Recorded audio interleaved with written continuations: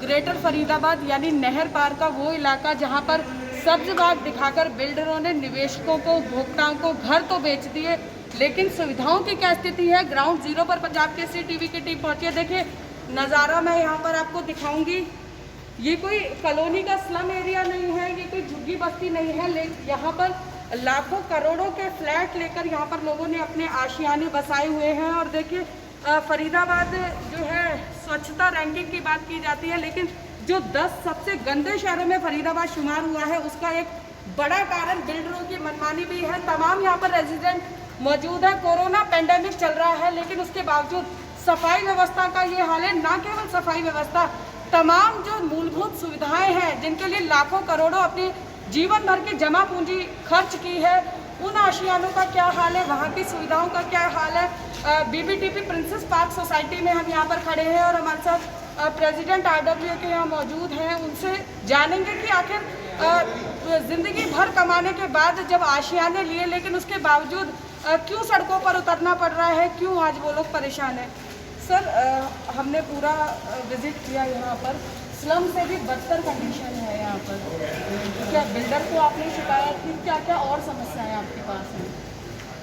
Madam, हमने builder को शिकायत की है। उनके साथ हमारी कम से कम 7 से लेकर 8 मीटिंग हुई है। हमने ग्राउंड रियलिटीज़ बताई है कि ये हमारी हालत है। ये जो है -2 है जो आप दिखा रहे हो, और ये 3 से लेकर 4 फीट पानी में डूब चुका है। सीवरेज का पानी है या बरसाती पानी है? ये सीवरेज का पानी उन्होंने जानबूझ के यहाँ पे छोड़ दिया। जाते जाते उन्होंने हमारा, पहली बात तो जो बीपीटीपी और बीपीएमएस के साथ हमारा एक एग्रीमेंट है कि बीपीटीपी हमको पूरा प्रोजेक्ट कंप्लीट करके देगा और उसके बाद बीपीएमएस 5 साल तक हमको सर्विस देगी, और सर्विस देने के बाद फिर वो लोग प्रॉपर हैंडओवर करके जाएंगे। अब यहाँ क्या हुआ है कि इसी 1 तारीख को हमारी आरडब्ल्यू यहाँ पे आई है। उन्होंने उससे 1 दिन पहले हमको थ्रेटनिंग मैसेज लिखना स्टार्ट कर दिया कि हम लोग यहाँ से विड्रॉ करके जा रहे हैं। हमने उनको रिक्वेस्ट की, सब चीज़ें की, उनको बताया कि यार इतनी जल्दी मत जाओ और दिक्कत हो जाएगी, क्योंकि ऑलरेडी कोविड का टाइम चल रहा है। हमारी सोसाइटी में कम से कम 9-10 केस कोविड के हो चुके हैं। आज भी 14th फ्लोर पे एक एच ब्लॉक है जिसमें दोनों लिफ्ट काम नहीं कर रही है, और कोविड के पेशेंट है, उनके लिए ना तो हमको सामान दे पा रहे हैं, ना वो नीचे आ पा रहे हैं। तो उन्होंने क्या किया, जितने भी ये जो पाइप आप देख रहे हैं, इनको इन्होंने जानबूझ के पाइप को खोल दिया है कि ताकि सीवरेज का पानी भी आ जाए, बारिश का पानी आ जाए। 90% सीवरेज का पानी है, 10% बारिश का पानी है। हालात हमारे शुरू से काफ़ी ख़राब रहे हैं, लेकिन इतने ख़राब हमने ज़िंदगी में कभी नहीं देखे। अब ये हो गया है कि कुछ लोग हमारे रेजिडेंट्स 19 और 20 फ्लोर पे रहते हैं। आप विश्वास नहीं करोगे, उनके घर पे ये गंदी सी स्मेल जा रही है। हमारी एसएचओ के सामने मीटिंग हुई, एसएचओ साहब के सामने हमने अपनी प्रॉब्लम रखी। एसएचओ साहब ने बहुत अच्छी बातें कही, लेकिन जो हम चाहते थे कि यार ऐसी हालत के अंदर तो एफआईआर होना चाहिए था, नहीं हुआ। उसके बाद सीनियर टाउन प्लानर के पास हम लोग गए हैं। टाउन प्लानर के पास भी जाके हमने अपना मुद्दे रखे, और उनको एसएचओ साहब यहाँ पे आए थे, और वो उनका जो उन्होंने वर्ड यूज़ किया था, तो उन्होंने यही कहा था कि आप लोग यार मानना पड़ेगा, आप लोग जिंदा कैसे हो, ना तो आपकी लिफ्ट काम कर रही, और ये जो हालत है ये तो बहुत गंदी हालत है। बोला हमने ज़िंदगी में ऐसी कभी हालत देखी नहीं। हम सड़कों पे आ चुके थे। उन्होंने हमें रिक्वेस्ट की कि पेंडेमिक का टाइम चल रहा, आप सड़कों पे मत जाओ, ये गलत एग्जाम्पल सेट होगा। उनके कहने पे हम लोग यहाँ पे आ गए, लेकिन टिल डेट इतना टाइम हो चुका है कि हालात वैसे के वैसे हैं। अब ये मैं आपको सबसे बड़ा दिक्कत बताता हूँ। हमारी जो सोसाइटी पिलरों के ऊपर है, पिलरों के अंदर जो लोहा है वो खुल चुका है, और जो पिलर है धीरे धीरे वो रस्ट पकड़ के, कल को मैं आज आपके सामने खड़ा हूँ, मेरी कोई गारंटी नहीं है कि 8 और 10 साल के सामने बाद में आपके सामने खड़ा होऊंगा, क्योंकि ये बिल्डिंग गिर सकती है, कभी भी गिर सकती है। और यहाँ पे इसके अलावा और बहुत सारी दिक्कतें हैं हमारे। बिल्कुल प्रधान जी, बहुत बड़ा दुर्भाग्य है कि सपने दिखाए गए थे कि ग्रेटर फरीदाबाद विदेशों की तर्ज पर बसाया जाएगा, लेकिन हालत जो है वो आम जो शहरी एरिया उससे ही बदतर है। क्या नाम है सर आपका? अमित चौधरी।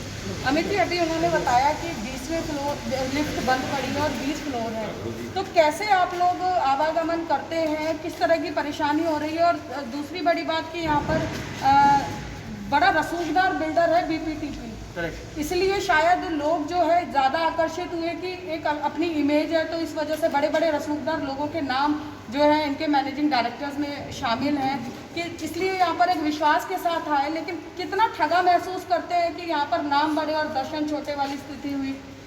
ये बिल्कुल वाजिब बात है आपकी, और हम भी उन्हीं में से बायर्स हैं, और यहाँ पे लगभग 7 साल से रह रहे हैं।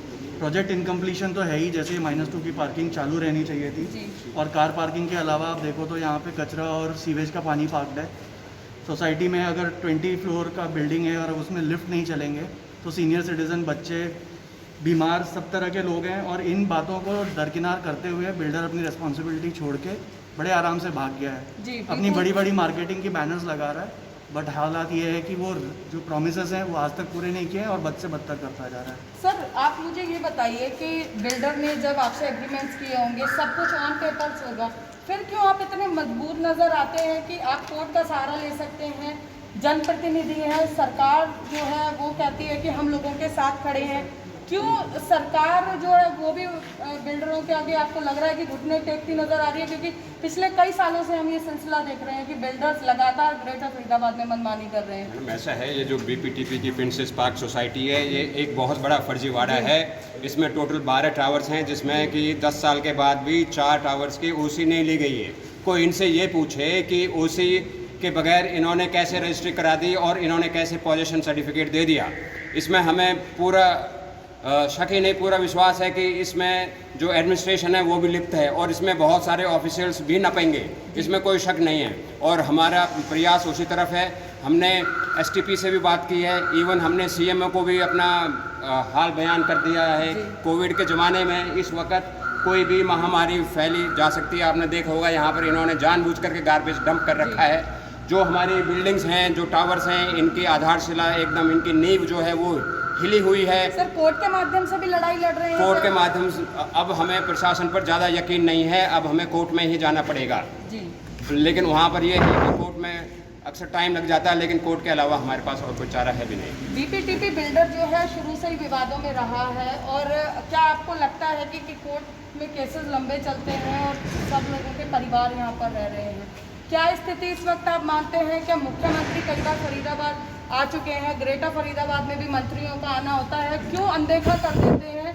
जबकि भाजपा सरकार कहती है हम ईमानदार हैं, हमारे अधिकारी ईमानदार हैं, हमारी सरकार ईमानदार है। मेरा मानना ये है कि जो रियल एस्टेट का काम है, इसके अंदर ये एक बहुत ही खतरनाक नेक्सस है, जिसमें कि पॉलिटिशियंस भी इन्वॉल्व हैं, एडमिनिस्ट्रेशन भी इन्वॉल्व है, और बिल्डर इन्हीं सब चीज़ों का नाजायज़ फ़ायदा उठाता है, क्योंकि बिल्डर के पास मनी पावर है जो कि हम रेजिडेंट्स के पास नहीं है। लेकिन हमारी जो स्ट्रेंथ है वो हमारी यूनिटी है, हमारी एकता है, और हम इनको झुका करके रहेंगे। जी, तो देखिए तमाम यहाँ पर प्रिंसेस पार्क सोसाइटी के लोग यहाँ पर मौजूद हैं।